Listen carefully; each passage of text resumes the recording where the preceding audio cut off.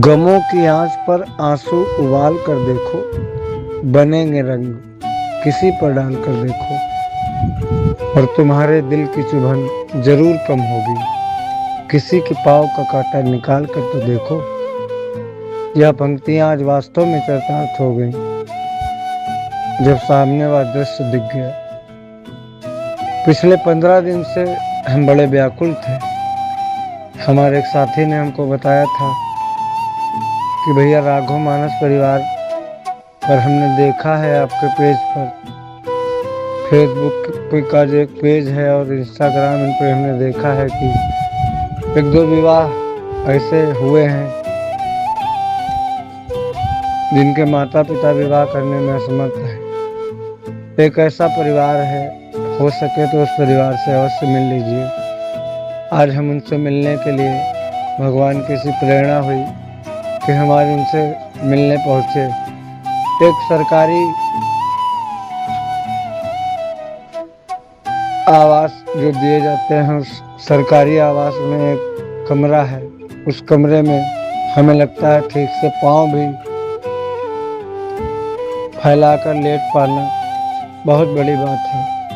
तो एक छोटे से कमरे में माँ और बेटी दोनों लोग जीवन यापन कर रहे हैं। माँ से बात करने पर पता लगा कि उनके पति का निधन कुछ दिन पूर्व ही हो गया था। हमने उनसे कहा कि आप हमें बताएं निसंकोच होकर।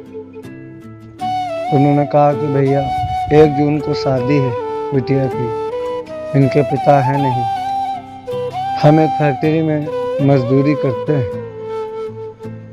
जो भी हमको 6-7 हज़ार रुपये मिल जाते हैं। काफ़ी दिनों से वो वहाँ भी नहीं जा रही हैं। बिटिया के विवाह को लेकर वो बहुत चिंतित है और होना स्वाभाविक भी है, क्योंकि आज से 15 दिन ही शेष बचे हुए हैं। बहुत सारी व्यवस्थाएं हैं। अब यह महादेव निर्धारित करेंगे, उस बिटिया का भाग्य निर्धारित करेगा कि कौन उस बिटिया के विवाह में सहयोगी बनता है। क्योंकि इससे पहले जो विवाह हुए और राघव मानस परिवार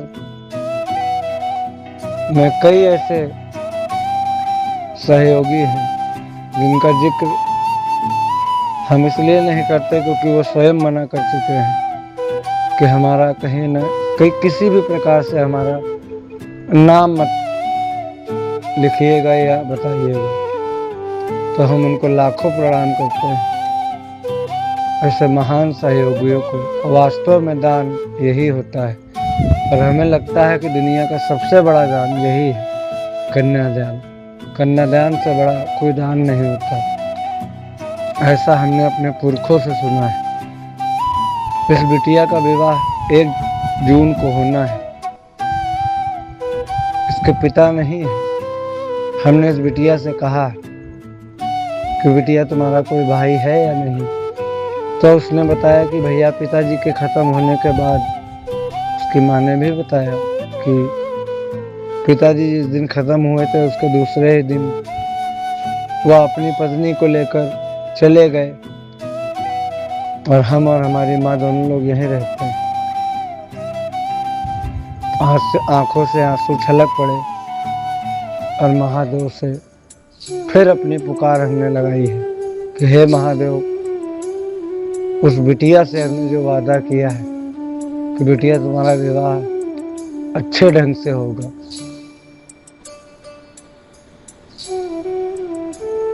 तो उन शब्दों को, उस करुण पुकार को महादेव सुनेंगे अवश्य, ये हमें विश्वास है।